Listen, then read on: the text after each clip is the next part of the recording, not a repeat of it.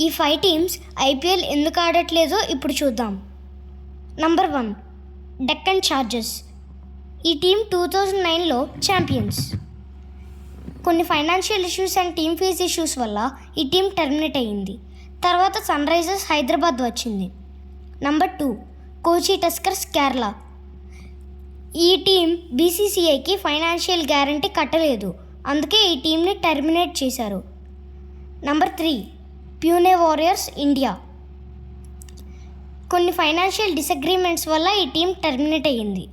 Number 4 Gujarat lions. Number 5 rising Pune super giants. 2016 and 2017లో CSK and RR team owners కొన్ని spot fixing చేయడం వల్ల ban అయ్యాయి.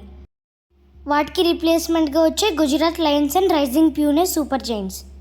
మళ్ళీ 2018లో CSK and RR ban complete అయిన తర్వాత Gujarat lions and rising Pune super giants discontinue అయ్యాయి.